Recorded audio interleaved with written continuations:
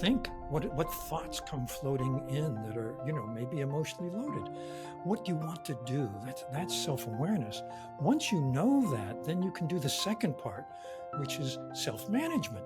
If you're feeling really angry, really upset, really anxious, uh, how do you handle it? So managing disruptive emotions, the things that are distracting and keep you from focusing on what's important right now, that's a key part of this second element in emotional intelligence. Dan, everyone is familiar with the idea of emotional intelligence, in part because of you, but it has evolved a lot over the years, and it goes by a lot of different names now. So, as you consider it, how would you define emotional intelligence? There's so many components to it. Well, there are probably more than a dozen different models and definitions of emotional intelligence, starting with my friend Peter Salovey, who first uh, wrote about the concept of emotional intelligence. And, way back in 1990, he's now president of Yale, but he was then like a junior professor there. He wrote with his graduate student, John Mayer, Jack Mayer. And anyway, since then, I defined it in my 95 book, and it's morphed for me. I'll tell you how I see it now. There are four parts.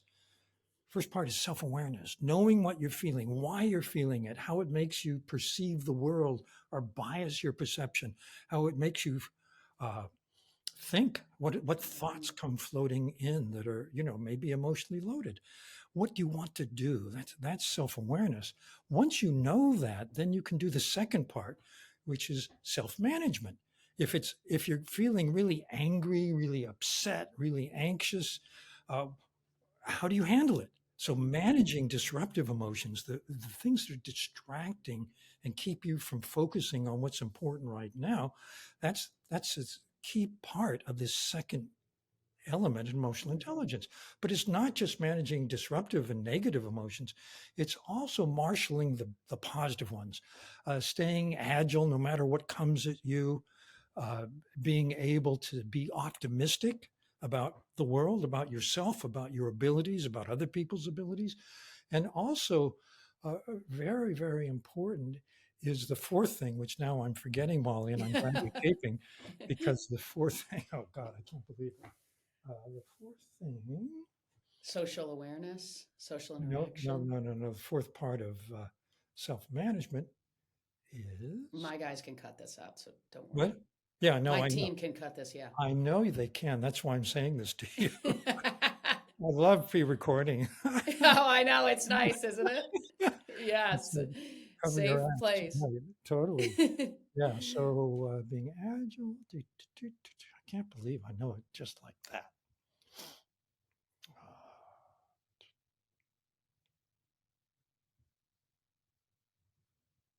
Oh yeah, keeping and the fourth part of self-management is keeping your eye on the goal that matters to you, no matter what the distractions of the day are, and maybe having small wins toward that, working your way toward a larger goal. The third part is empathy, knowing what the other person is feeling, the person you're with. The brain is designed to lock in to the brain of the person you're interacting with, and to create a kind of super highway that's automatic, unconscious, and instantaneous that tells you what the other person is feeling right now.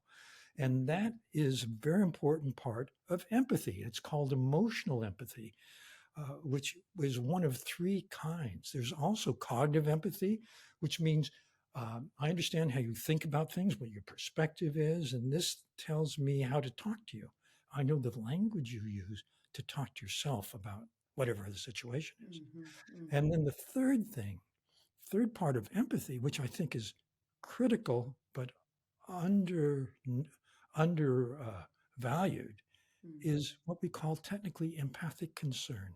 It's not just that I know what you think and what you feel, I care about you. It's like a mhm. parent's love for a kid. Sure. And this is what you want in your partner. This is what you want in your leader. This is what you want in everyone you're working with.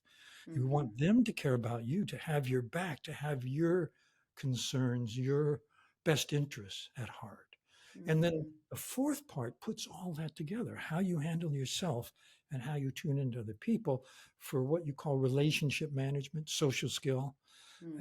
And here there are probably 5 parts. And when I say parts, Molly, it's important to realize these are qualities that we found in research in outstanding performers. The top people exhibit these abilities. One of them Hmm. is being able to persuade other people. Well, if people trust you because you have their back, you're concerned about them, it's easier for you to, guide them. You Sure. can coach and mentor if you have, Sure. and that strengthens the relationship, and it depends on your empathy. Hmm. That's a very important part of leadership, which is often ignored. People Hmm. think if I do a yearly performance review, that's enough. It's not. You Right. need to be there day in, day out, and helping people get better. Sure. The third thing is inspiring people. You know, talking from the heart about what matters to you to the person in a way that's going to resonate with them. The Hmm. inspiration is the best form of motivation. You get Hmm. very best out of people because they see what they do is serving a greater purpose than just the day in, Hmm. day out job. Sure. And then, then there are other things like being a good team member, and that involves all these elements, or being able to resolve conflicts that are coming up in a group or with someone Hmm. else, Hmm. and that means you can come up with a win-win solution, so to speak. So those Hmm. are the 4 parts. And you asked, how has it changed? Sure. You know, when I first proposed the idea of emotional intelligence, people told me you can't say emotion in a business. That was then Harvard Business Review got in the act, and they started promoting the idea with various articles. It used to be before the lockdown for COVID that if you went into an airport, you'd see a kiosk from Harvard Business School Press. It was entirely emotional intelligence. But I think what's happened is that emotional intelligence has become part of the DNA of many organizations, and it goes under different names. So, leadership Hmm. presence, well, that it requires empathy, for Hmm. example, but they don't call it empathy. They call it leadership presence. Sounds better. Right. Right. Whatever, and every organization has its own internal language. So you Sure. have to be able to decipher what's being meant by it. But now it's pretty pervasive in organizations, and it's pretty well understood, I think, that this matters. Well, it's at the center of human connection. I mean, it's at the center of it.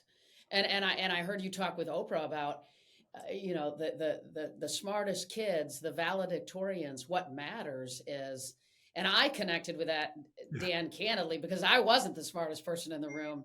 So I'm a huge fan of emotional intelligence and what it can do for you when you can connect to it and deploy it relative to human connection and all the things that that drives in our lives.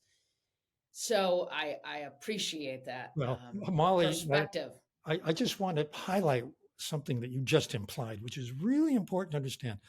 IQ really Yeah, matters during school. It's the best right. predictor of who's going to be valedictorian, who's going to Sure. get the best grades. But you know what? It is not the best predictor of how you do over the course of your life or over the Hmm. course of your career. Hmm. That's where emotional intelligence matters. It's that human Sure. connection, the heart to Sure. heart connection. That's what's going Sure. to make the difference. Yep. 100%. Grit, resilience, mindset, positivity, inspiration, all those things All of that. that you just touched on. Dan, I might pause here. Is it easy for you to turn that phone off or something's dinging in the background? Oh, you picked that up? Yeah. Is that easy for you to do, or is that tough to It's not do? easy, but I better do it. Uh, it's in settings. Oh, Uh, is it just email coming through? yeah, but I'm sorry about that. It's okay. No, I just thought I'd catch it real quick if we could. Yeah, good. What is That if you notifications? just close it out at the bottom of your home screen, you can just quit it, quit the email, Oh, if you will. If you kind of click on it, and then at the bottom of that, it'll say quit. That oh, might email. help it. Oh, I see. Oh, is that right? Okay. Yeah. They're text too. Okay. So maybe go to that messages. You're just too popular, man. I'm closing that. Okay. I Cool. closed both. Let's see if that That helps. should do it. That should do it. And That should do it. I can always do a pickup if there's a ding. I can repeat. Yeah. No, I think And my guys are pretty good at cutting things out and stuff. Okay, So we'll keep cranking. sure. How has the conversation around emotional intelligence evolved over the last 25 years since you really brought this concept forward to the mainstream? Oh, it didn't work. Did you hear that ding? Yeah. Yeah. So, okay. Say again, ask the question again. It's a great question. How has the conversation around emotional intelligence evolved over the last 25 years since you really brought this concept to the mainstream? It's changed. Our world has changed. Tell me. Wow. Is that text or email, do you think? It's text. I don't know. Driving If me you turn so your much more. phone, just turn it off. If that's something you're allowed, if you feel comfortable doing, It is off. that would solve it. It I'll is just say, totally off. I'm just going to tell them to leave me off this thread. Or do you know how to do not disturb? I just learned that from my granddaughter the other day. There you go. That would be another option if you wanted to, just to make sure in case.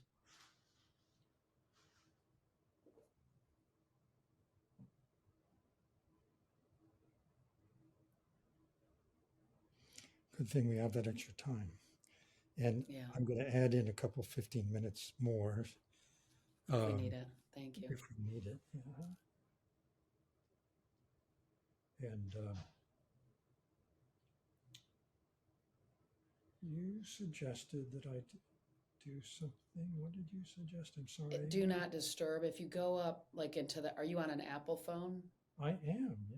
I'm So looking if the at top settings. right Oh, corner of the phone, you can kind do of not pull your disturb. finger down. I got it. Cool. That should help. Yeah. Okay, let's go. All So right, let's you were go. Let's asking a do this. question which I've long since forgotten. Okay, want me to ask it again? I can. All right, Please. let's do this. How has the conversation around emotional intelligence evolved over the last 25 years since you really brought this concept forward to the mainstream? There's been a drastic change in the conversation because when Hmm. I first started, it was like, hey, what's that? Convince me that IQ isn't like the most important thing in life. That was the initial conversation. Then people got over that and they see, oh, yeah, this matters. Hmm. And then that became part of the conversation around teams getting along, leadership, particularly. That became kind of a standard. And now I think it's taken for granted. So Yeah. that's a huge change, Molly, if you think about the initial resistance. Sure. And now with the infusion of technology in all of our lives, at some Right. level too, I would imagine it's impacting people's ability to have reps in all of the areas of emotional intelligence that you touched on because of the often the desire and the processes by which we operate with the use of technology. What impact has that had on Well, people's sort of, if you will, comfort level around it?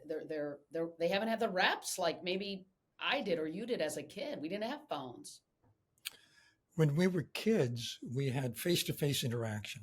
Hmm. Then we had Zoom and video conferencing. And there's a kind of hardware problem built in. The human brain is built for eye contact with the person we're talking to. Hmm. And the place where you have eye contact is that little light where the camera is. The place Hmm. where the person's face you're talking to is somewhere on the screen.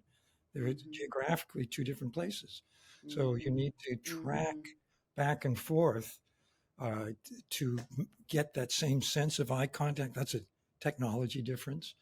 I Sure. think that I've got GPS built into my car. Maybe you do too. Used to Hmm. be we would read maps. I think Sure. map reading is a skill people are losing. The question is, if we're not face to face, what emotional intelligence skills are we losing or Hmm. weakening? Because emotional intelligence is built in life. It's built from repeating the same sequence. And this is why, by the way, it's learned and learnable at any point, unlike IQ, Hmm. which doesn't change pretty much through Sure. life. Right. Emotional intelligence can be improved at any time, which is Hmm. good news. But you Yes. need to, it's like skill building, like a golf Yep. stroke. You need to keep Sure. practicing. Yeah. And I think that what AI will do to emotional intelligence remains to be seen. Can an Hmm. AI be emotionally intelligent? Well, not yet. Mm-hmm. Let's see what Right. happens. Yeah, that will be interesting to watch. So, what's the big idea? You have a new book. Love it. What's the big idea behind your new book, Optimal? Well, Love the name, by the way. Great yeah. name. So the big idea, if you will, there are two. One is that, there are a lot of motivational this is and that's Mm-hmm. that help that really think that flow is what it's all about. You Mm-hmm. at your very, very best, you're tip top. But the Mm-hmm. research on flow makes it clear that it doesn't happen daily. It happens Mm-hmm. once in a while, idiosyncratically. You can't make it happen. And I think that one of the key messages of the book is, hey, don't put yourself down. Don't criticize yourself for not being in Mm-hmm. flow all the time. Be Mm-hmm. as good as you can be day in and day out. That is an attainable goal. That's what we call optimal. Be at Yeah. your best. Yeah. Be highly productive. Be creative. Have small wins toward a bigger goal. Get along well. Feel good at Mm-hmm. work. Be Mm-hmm. satisfied with your day. And that's a much larger portion of days than that one Sure. time you were at your best. So stop beating yourself up and focus. That's another thing. Mm-hmm. Focus is the pathway into this optimal performance. And that's Mm-hmm. where emotional intelligence comes in. Emotional intelligence is a support for having a really good day. And that's what we show in the book. Those are the two key take homes, I'd say. What makes this particularly relevant right now? Well, I think that maybe stress has ratcheted up to levels we've never seen before. Mm-hmm. We have a major chapter on how to handle stress, how not to go into that cycle Yeah. where you're stressed out all the time and you never recover and you end up emotionally exhausted, you burn out. That, Yeah. people quit because of that. Sure. Sure. But instead, we say how you can pace yourself. The Mm-hmm. body and the brain were designed to have moments of stress and then Mm-hmm. recover. Right. But in daily life, we don't schedule in recovery. We Mm-hmm. just schedule in our to-do list, which is all the things stressing us out we have to Yeah. take care of. So what we talk about is how to build into your schedule a regular recovery time, whatever it may be. And recovery might be as simple as, time with my pet, time with Right. my loved ones, time Sure. with my kids, or walking in nature or meditation, yoga, whatever it is. Remember to do it every day because that Yeah. is going to help you the next day. It's interesting. I took a group of folks through our energy training program last week, and what one of the things that I feel like so important is that you actually identify what are the 1, 5, 60 minute breaks that fill you back up, that reset you, that help you Mm, oscillate from mm, stress and recovery. that's But right. then I think, and I love your take, Dan, it feels important to also schedule that, right? Like in other words, really be intentional about if you have a 15-minute break between Zoom calls, block it for something that is energizing you so that you Exactly. can have micro breaks. Yes, and I think when you say energizing is the same thing as when I say restorative. Right. Sure. The physiology behind it is stress arousal versus recovery. And those are Mhm. two different physiological states. And Mhm. find what helps you recover more quickly. It varies from person to person, but in in psychology, technically, it's the time it takes you to recover from the peak of upset to Mhm. getting back to really calm and clear. That is resilience. Yeah. So the quicker that rebound is, the more Mhm. resilient you are. And you want to program in resilience. It's Mhm. easy to take that 15 minutes and schedule in another 15 minutes Mhm. of something you have to do. Sure. Don't Sure. do it. Resist that temptation because this is just as important. It's going to help you maintain that high energy level you're talking about for the Mhm. next It's interesting because when I was a sports agent, I mean, the difference between the best athletes in the world, in my opinion, and everybody else thing. is there's a lot of things, but obviously one of them is that ability to recover fast That's right. from the moments on the field or the court where it Yeah, doesn't go like you expected, a bad that's right. call, an interception. You gotta reset fast. How do you define an optimal state specifically? Like, get Well, me so inside of that a bit. I would say an optimal state is where you perform at a very highly satisfying level. Hmm. You're productive by whatever metric is measured for your situation. So for someone who, who's playing football, it's one thing. For Sure. someone in the office, it's quite another. For Mhm. someone who's a single parent with 5 kids, folding the laundry may be the accomplishment. So you Mhm. have to adjust that to the situation, but you feel good. You Yeah. feel satisfied. You Right. feel you did well enough that day, Mhm. and Mhm. you felt connected to the people around you, and that comes out of a good mood, generally Mhm. speaking. Those are some of the key characteristics of the optimal zone. It's interesting. I think we live in a world where achievement is something people often chase, but I think what they want is what you're talking about, which is this consistent daily pursuit of getting better. Because of what you said, flow Sure. comes and goes, achievement comes and goes. What you're saying and suggesting, right, is an optimal state is one in which you're waking up every day fulfilled, happy, engaged, focused on the things in your life that matter most. Is that what I'm hearing? That's beautifully put, Molly. Thank you. Yes. Well, then, And I would say there are definite pathways into this state. One of them is focus. By the way, I've seen data that shows if you assess an athlete's level of concentration and focus, it predicts their performance in the next season. I bet. You may have seen this, but it's important to understand that the most distracting things aren't the people chattering at the next table in the coffee shop when you're on your laptop. It's your own thoughts, your Mhm. emotionally laden thoughts, the things that Yeah. upset you, things that anger you.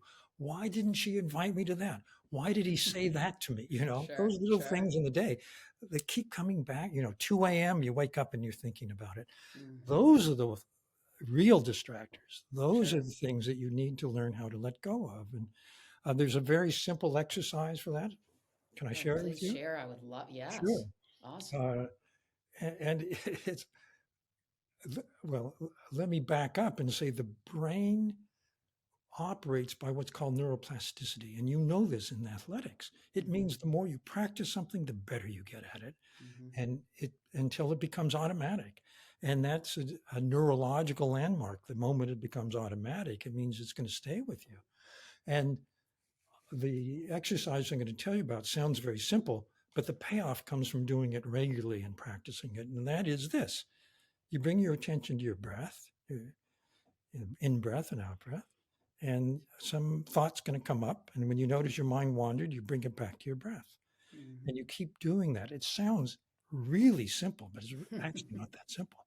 It's Right. very hard at first. People often say, I can't do this. My mind goes crazy. Mhm. But Mhm. that just means you're paying attention to how your mind is all the time. Mhm. So the Mhm. more you can bring your attention, your wandering attention, back to something simple like the breath, the stronger the connectivity in the brain for the neural circuits that help you focus becomes. And there's a twofer here. It's not just concentration. You calm down. This is a Mhm. recovery practice. Mhm. So, Mhm. I recommend it. It's now it's widely taught. Sometimes it's called Sure. mindfulness, Yeah. but it's really attention training. Yeah. Well, and isn't there, if you looked at the brain of someone who does what you just described and someone who doesn't, it physically is different. Is that right? Well, this is research I've seen shows that using brain scans, Mm-hmm. the circuitry for focus and concentration gets stronger in the people who practice it. I mean, Yeah. it's like very obvious why that would be. Sure. Sure. What are the keys to sustained performance over time? Right? Like if you had to summarize, what are the things that you would go do or Sure, think or feel or the way you would show sure. up or be if you wanted sustained high performance over time? If you want to stay in the optimal state or get in it more often than not, Mhm, mhm, work on your focus first. Work about your mindset. Work on your mindset. mhm. A growth mindset is very important. You Sure. see yourself as able to get better. You don't just judge yourself as you are now and dismiss yourself. Too many people make that mistake. That Mhm, is negative thinking, essentially.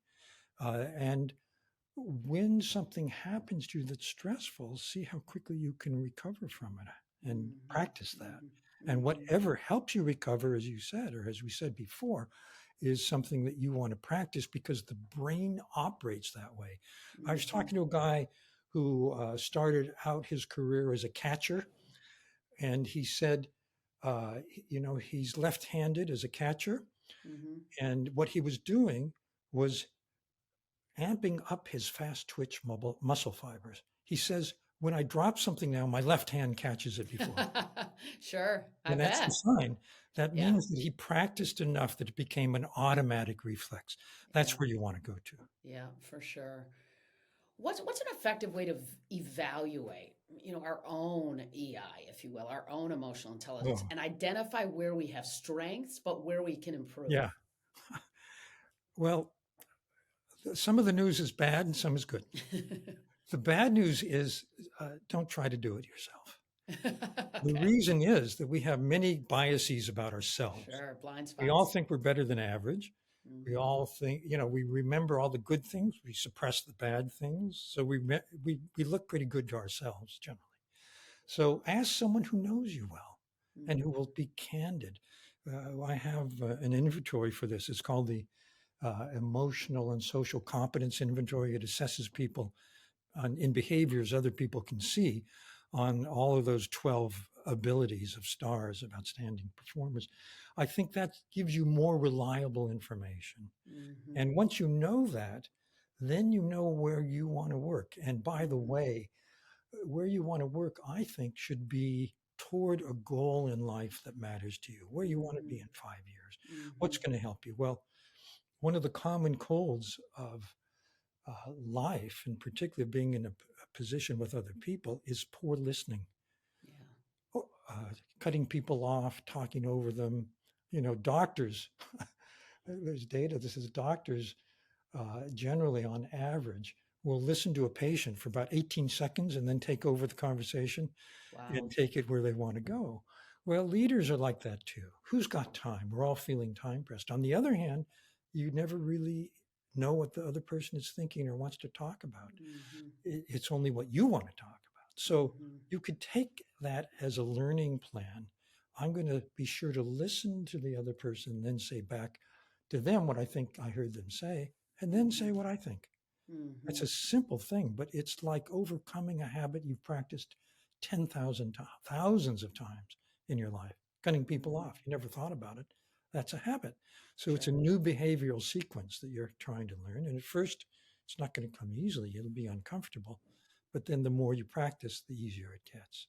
And by the way, I have a colleague who teaches this to his MBAs at a business school, and he's found that what they worked on stayed with them as evaluated by people they work with 7 years later.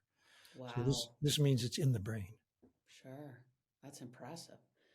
What about how to help coach others that we lead or even our children and people that we work Sure. with if we have an opportunity to do that? How do we do that? Well, being a coach or a mentor is one of the qualities of outstanding performers Mhm. in leadership, and it's often neglected. As I mentioned, people who are leaders often think, "Well, I do a yearly performance review," which is just lame. That's just not Totally. enough to be a Totally coach agree. or mentor. You Yeah. know, you i- as with your kids, you want to see the developmental lines, as they're called. For a child, it's not just their school; it's their social abilities, it's their Mhm. self-management abilities. If you have a 4-year-old, uh, what happens in the brain is called the 5 to 7 shift, is that the ability to manage disruptive emotions comes online. It wasn't there before. So your Mhm. 8-year-old behaves very differently from your 4-year-old. And it's Mhm. for neurological reasons in large part. So understand that a child or someone at work has different lines of development that will help them in life for the kid or at work for the Mhm. employee. Mhm. And you can help them greatly by giving them challenges that will develop a quality they need, or by coaching them or giving them instant feedback. That's Mhm. very important. And by instant feedback, I mean in the moment after something just happened that's a learning opportunity, not in a judgmental way, Sure. just for your information, Mhm.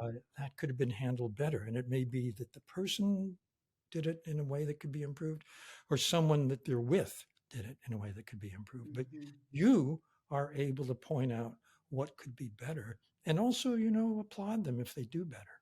It's so funny. I always joke and say, relative to the annual reviews, I always joke and say, imagine if Nick Saban, head football coach at Alabama, decided that, hey, we're going to just play every game, every practice, and play out the season. And then at the end of the season, I'm going to sit with everybody and tell you what I think you could have done better. No, I mean, the best coaches in the world, the minute that you come off the field after a mistake or something you did right, you're getting that feedback. And I think that Sure. level of that approach is something that we can lift up in business and apply, all in the spirit of helping people show up as 100%. the best version of themselves. Absolutely, 100%. And so, whatever it was that athlete blew needs to be practiced over and over again. Hmm. And you want to Hmm. tell them, Yep. you want Yep. to point it out. You can get better at catching the whatever it was. Yep. Sure. But it takes practice. It always takes practice because practice is a way to improve your performance. It is Hmm. the way. Yeah. Yeah. For sure. You know, what role does curiosity play? And I ask that question through the Hmm. lens of, to me, connection is often anchored in curiosity and our ability to get inside the head and the heart of the person that we want to connect with. And I'm also curious relative to what role curiosity plays with the emotional intelligence when it comes to negotiation, when it comes to asking for what we want in life, getting it while sustaining the relationship all through it. So I think what you're calling curiosity is really important. It basically is asking questions. Hmm. And so if you want to empathize with someone else, asking questions is a beautiful way to do it. Asking questions about them. If Hmm. you're in a negotiation, you want to know what is what matters to this person about this Hmm. negotiation, what Hmm. doesn't matter, where are you trying to go together, what's your aim, and you want to come up with a way of resolving this which is good enough. Both Hmm. parties can accept. It's probably a compromise, usually is in a negotiation, Hmm. but making that okay, that that's that actually is a win-win proposition. Hmm. It's not Hmm. lose-lose. Hmm. You talked about burnout earlier. What are some of the ways that we can shift from, there's so many people, to your point, the level of demand on people is over and exceeding their capacity at some Sure. level. So that at some level creates burnout. How do people tactically shift from this place of burnout to resilience, in your view, with that optimal lens, with that emotional intelligence lens? Sure. So think about what has helped you in the past relax and recover. What are the Mhm. things that really sing to you? Maybe it's the time I spend with my friends. Maybe it's the time I spend doing yoga. Maybe it's the time I spend with my cat, whatever it may be. It varies from Mhm. person to person. But do you take the time? Do you let yourself have that enjoyment? Do you let yourself have that recovery period? That's the question. So I think Mhm. the first question to ask yourself is, why am I overscheduling myself? Where are the Mhm. moments that I have that are my time that I can do Mhm. what I want with? And what am I doing with those moments? Mhm. And then Mhm. that's where you can schedule the recovery. At some level, I feel like burnout is a result of doing things that don't align with what matters most to you. Is there I anything think to that? that's a definite part of it. In other words, it's having to do something that you find unpleasant. Is that basically Yes, what you at mean? scale and over time, right? Doing a And lot of that at scale and having, over time. yeah, and burnout comes when your life is so full of that Right. time and again that you become emotionally exhausted and you burn Hmm. out. Sure. And the way to manage that, actually, there are two strategies, I'd say. One is, can you change it? Can you Hmm. offload any of that work? Can Sure. you have it redistributed? In other words, see what you can change and change it if you can. And the second thing is up your ability to manage your own inner physiology and your own ability to be resilient. And that's Mhm. up to you in the ways we've just been talking about. Mhm.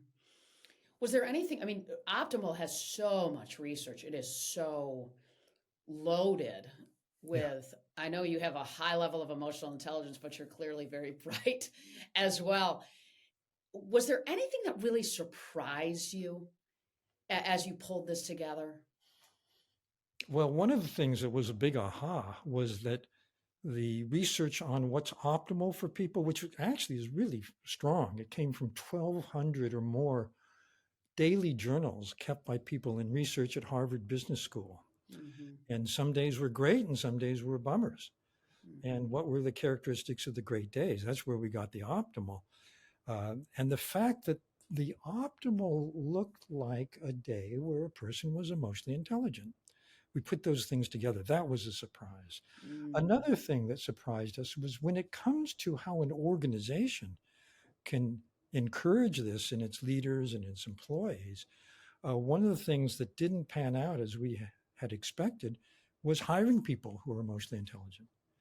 And the reason is that, in a job interview, everyone is trying to look their best. Mhm. And the only way you're going to find out how they really are in the job is by asking people who've worked with them in the past who will be honest with you. Mhm. They're not going to give you those names.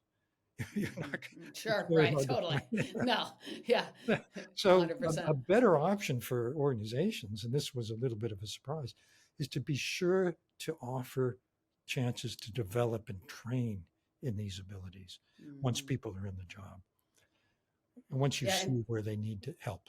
Yeah. and how and I want to talk about, you have an online course that people can opt into around emotional intelligence, correct? Yes, it's the Daniel Goleman Emotional Intelligence online course program. Goes through the year. We have 4 different times, cohorts as we call them, groups that Mhm. go through it Mhm. together. Mhm. And anyone can enroll who wants to buff up their emotional intelligence, their Mhm. understanding, and their expertise here. Mhm. And when you think about the work environment, and you sort of touched on interviewing folks and working with people, what are some of the ways that a leader can be more intentional about helping close the gap for somebody potentially in this way relative to emotional intelligence? And and how can you, when you're bringing someone on board on your team, Sure. but to your point, I mean, the references they give you aren't going to be for somebody that doesn't like it. So what are some of the things that we can Oh, ask and do to create that kind of clarity so that we're aligned in that way, and that we have somebody with a high EI? so uh, I wouldn't necessarily look for high EI because that might put you into a critical frame of mind where you Interesting. dismiss Wow, people as they cool. are rather than seeing that this is flexible, it changes over time. Mm, mm-hmm. So if you have a growth mindset, not a fixed Sure. mindset says that person doesn't have it, forget them. Mm-hmm. Growth mindset says this person is very good at this and that. We Yep. need those skills on this team, but Yep. they're not so good at listening or empathy or whatever it may be, managing their upsetting emotions. Mm-hmm. And so we're going to give them opportunity to grow, to get better at that. Mm-hmm. Mm-hmm. Any leader can do that. Sure. On teams, by the way, we have very strong research that shows there's a kind of group level emotional intelligence, which has to do with the habitual ways people relate to each other. Mm-hmm. As a Mm-hmm. team, are we self aware? Do we know who's good at what and who's Mm-hmm. not so good at what? Can we be Mm-hmm. candid? Can we say, this, whatever challenge, task we have to do demands this, you're not that good, we'll have this other person take the lead. Mm-hmm. Um, Mm-hmm. or maybe you can do something that will develop further abilities in this. Mm-hmm. Sure. Do you have that? Can you does the team manage how they behave with each other? These are called norms, by the way, and Yeah. so Yeah. teams can have emotionally intelligent norms, and the best performing teams do. One of the ways these norms are enforced, this is an example from IDEO, which is a creativity consultancy. At Mm-hmm. one of the branches, one of the norms is when someone speaks, we listen them out. We don't interrupt. Mm-hmm. And if someone breaks that norm, they get pelted with small stuffed animals. Love it. So it's kind of a Yeah. fun way of reminding Sure. people, hey, it doesn't have to be dire, but still you want to keep surfacing in people's collective memory.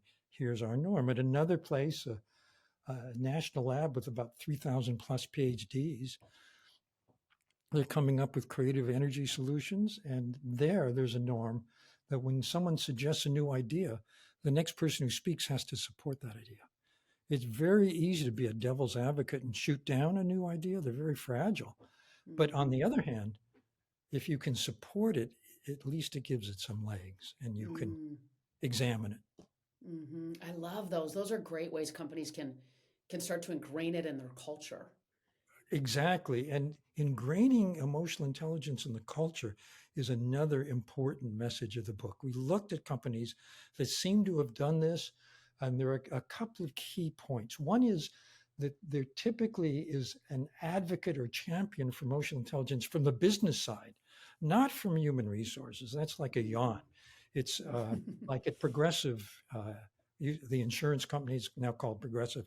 Sure. uh, their stock has gone up and up and up.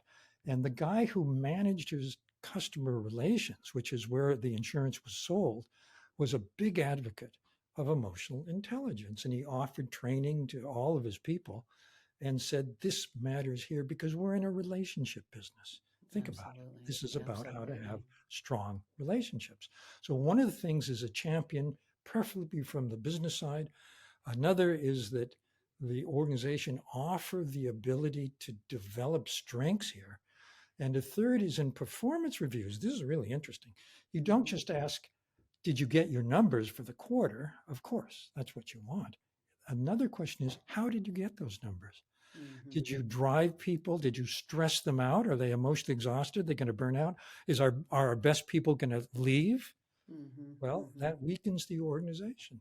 Or did you Sure. do it by inspiring people, engaging them, getting Mhm. them to give their best? Those are Yeah. two different ways to get the numbers. One is very healthy for the organization, the Mhm. other is very destructive. That's so good. So we end with rapid fire. I'm going to fire some quick ones to you. Does that Okay, sound good? sure, go Does ahead. that sound? What's your morning or your evening routine? My morning routine is I like to meditate every morning and then I write. I'm basically a writer, Hmm. and I find that things come easiest then. What's your favorite book? Oh, my favorite book. Oh, I don't know if I have a rapid fire answer to this. I understand. Yeah. Yeah. Well, and as I'm looking at you on this video screen, there's 1,000 right behind you. Yeah. I read a lot of books, Yeah. and I don't know that I have a favorite book. Are there any authors that you really lean into a lot that you Well, really respect? I'm a fan of like Vonnegut. Uh huh. I think is wonderfully wry. I like Hmm. his humor. I like the ideas that he puts out. Hmm. But there are many, many good writers. And as a professional writer, I hesitate to name a particular book. Yeah, yeah, yeah. Well, maybe let's just go with yours. I mean, that feels safe. I like, of my books, I've written like more than a dozen. Right? But I like the one called Social Intelligence. I think it was a darn Mm, good book. that's awesome. Uh, So, in the last year, is there a new habit or a new ritual that you've deployed in your life that's really improved your Yeah. life? Yeah. My wife and I every morning do Qi Gong, Mm, which is very good for developing balance. It's a Chinese version of, I would say, basic exercise, but it helps restore balance, maintain balance. And I started it in the last few months and I love it. that's awesome. And you do it with your wife. That's so cool. So, if you talked about when you're feeling overwhelmed or unfocused that you go to your breath. If you had to add a couple more to that, what would you tell people to do when they're Well, feeling if overwhelmed? you're going to go into a stressful situation, it's coming. Hmm. You might do what the special forces use routinely in that situation. Sometimes it's called the box breath. It's very simple. You breathe in, they say for a count of four. I would say breathe in as long as is comfortable, hold it for as long as is comfortable, Hmm. and then exhale for as long as you can.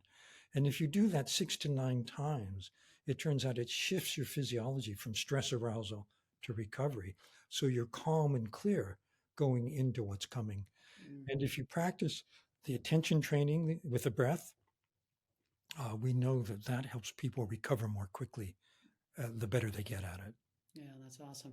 What are you reading or watching or maybe listening to right Oh, now? Right now. well, I'm enjoying podcasts from Dan Harris, Mm, who he has a great sense of humor and very interesting guests. mm-hmm, Sam Harris, mm-hmm. who has really interesting guests, and also from the group for humane technology. I'm trying to learn more about AI Mm-hmm. and its ups and its downsides. Sure, sure.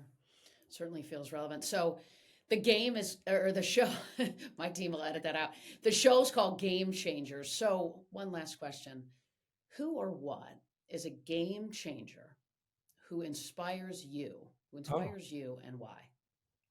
so I would have to say the person I find most inspiring is actually the Dalai Lama.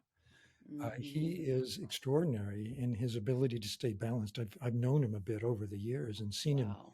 in many Wow. situations. For example, at the press conference right after he won the Nobel Prize, the first question from AP was, "How do you feel winning the Nobel Prize?" And he said, "I feel happy for the people who wanted me to win this prize." Wow. I thought, Cool. wow, there's a guy who embodies compassion. Yeah. It wasn't about him. It wasn't about how great I am that I won this Sure. prize. It's Sure. that there are people who work to make this happen. I Mm, appreciate them. And I wow. thought, wow, that's a great example to follow in life. Absolutely. Absolutely. Wow. Dan Goleman, thank you. This was so informative, and I know I learned a lot. And thank you so much for taking time. Molly Fletcher, this has been my pleasure. Thank you.